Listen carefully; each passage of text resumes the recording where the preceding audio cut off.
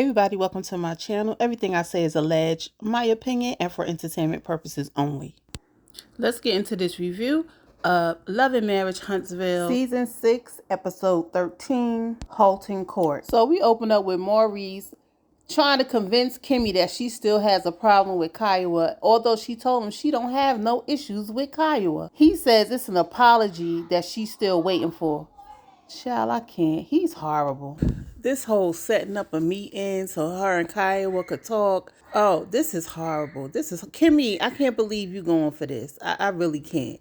Kimmy put on her shoes like, let me get the hell up out of here before I say something I don't want to say and we be divorced. Now, do I believe Kimmy speaks her mind and say what she need to Maurice? I do. But do Maurice pay Kimmy any mind? Hell to the no. He still do what he want to do. But the worst part about this situation is how many episodes, seasons later, we coming back around to the same stuff. It's just ridiculous. And it makes it worse because Kimmy is fighting for her life. Damn, Maurice, you're an a-hole. It's given I need a storyline, okay? So Tisha is with her girl trying to get their products out to make sure everything is set up for the Black Expo. Now, I know you lying. Are you white labeling the product? Is it me or was Tisha covering up another label? Let me just look at this again. Looked at it again and took pictures. I'm confused. If you white labeling, say you white labeling. Don't get up here acting like you've been working on this for years. Tisha, you a whole fraud. I'm going to need you to just start being honest about what you do. The worst part is the producers are so shady that they showed this on TV. They putting your label over another product. Now, if I'm wrong, you need to come out and explain this. And I will retract everything I said. I will apologize, but I doubt. Tisha got the nerve to say this is her way of introducing her daughters to entrepreneurship, making money, and doing what they love. Like, we haven't seen your daughters on this show to know what they love. Just from what you said alone, it sounds like this is something being pushed for the Black Expo. So Kiki comes in, bringing food for all the kids to support, the photo shoot for Tisha. And she talks about getting the key to the city for Alabama. Tisha getting the key to the city of Mobile, Alabama. She didn't even know why it was so important to get the key to the city of Mobile, Alabama. What you getting the key to the city for? What have you done to get the key to the city of Mobile, Alabama? Help us out. So Kiki feel a way that Tisha didn't tell her about her getting the key to the city. She had to hear about it through the grapevine. And Tisha claimed she was so busy. Child, what? Busy doing nothing? Child, please. So Kiki said she wished she would have heard it from Tisha first. She's proud of her. Kiki, I don't know why you keep expecting stuff from Letitia. She ain't gonna look out for you like you looked out for her because she thinks she's better than you now. Hold on. Kimmy and Maurice got a firm mattress commercial. Okay. I ain't mad at it. It was better than Tisha's and Destiny's. That's all I'm gonna say. I know Kaleidoscope was not happy with that damn commercial. Okay. So Mel takes Kimmy out for her massage that she promised her from the first episode. Come to find out, it's a massage for the abs. It's like 20,000 crunches, electronic, whatever. I don't know, electronically done. Child, I need to do that. Okay. Let me get to looking that up. So Mel asks Kimmy if she finished with her treatment. She says she's almost finished. Kimmy says she feels better now than she's ever felt in the past 6 months. So Mel says, I'm sure it helps that Monster and Maurice is helping out. Kimmy says, we still working on that. Now, that sucks.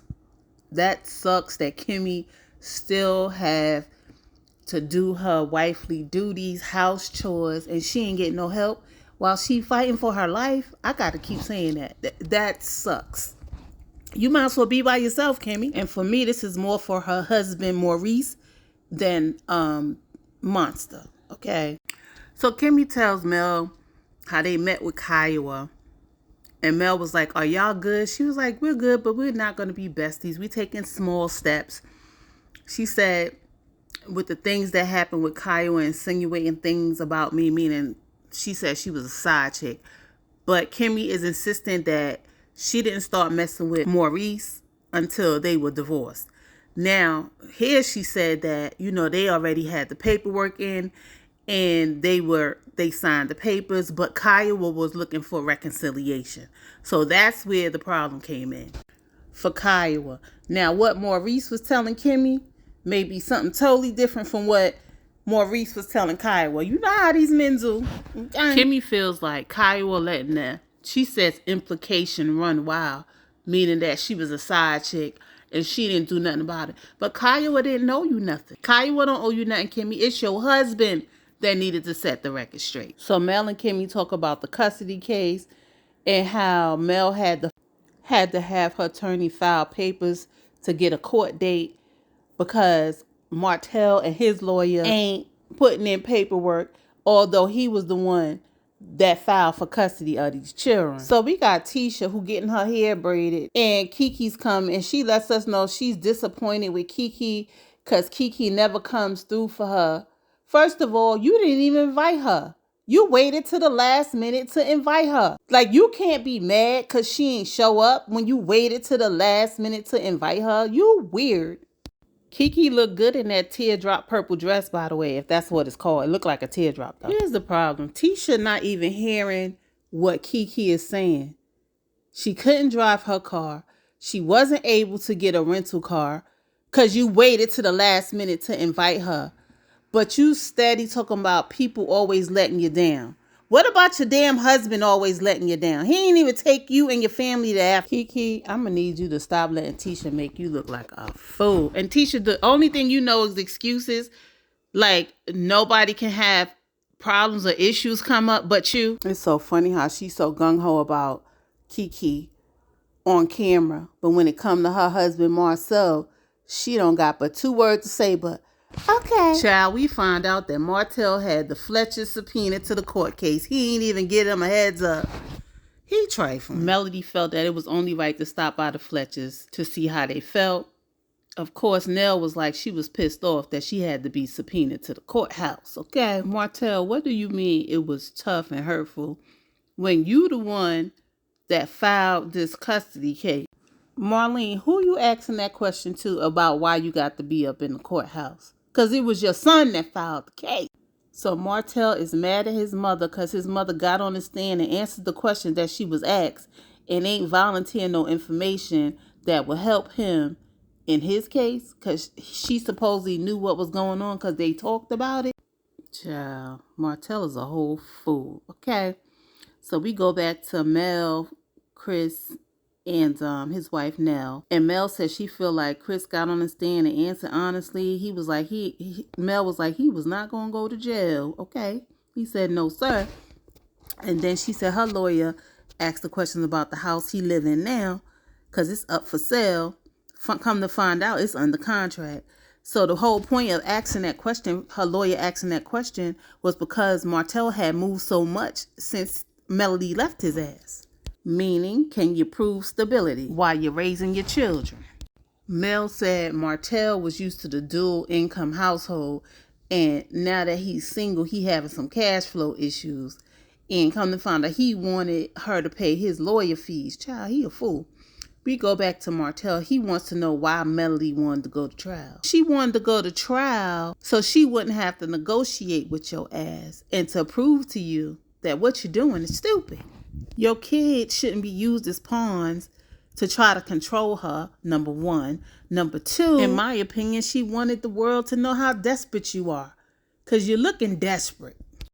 They show Martell and his mother. His mother said, didn't she say something about 6 months? They saying Melody said, you take him for 6 months, I take him for 6 months. I don't more believe that than Santa Claus is real.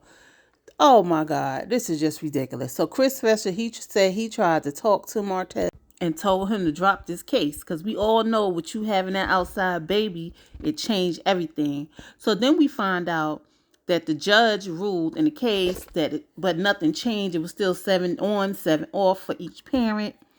And the judge said that the father seems to have the best interest of the children and the mother doesn't. Come to find out, she had changed her number and Martell was complaining about not having her number. But at the same time, he was harassing her, following her on dates, texting her about stuff that didn't pertain to the kids.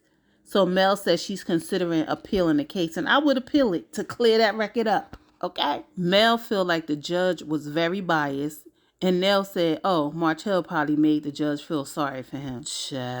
Girls and boys, this last scene was just a bunch of bullshit. Like, Kimmy did most of the talking. Kiowa pretty much said, yeah, okay. This whole conversation ended with Kimmy saying that Kiowa perpetuated that she was a side chick. Kiowa said, I never said you were a side chick. She had no control over it. Kimmy, Kiowa don't owe you a thing. Okay? That's all I got. Like, comment, and subscribe. This show is getting on my nerve. Okay? Hit that notification bell so you know when my next video comes out. And I'll see you guys in the next video. Peace.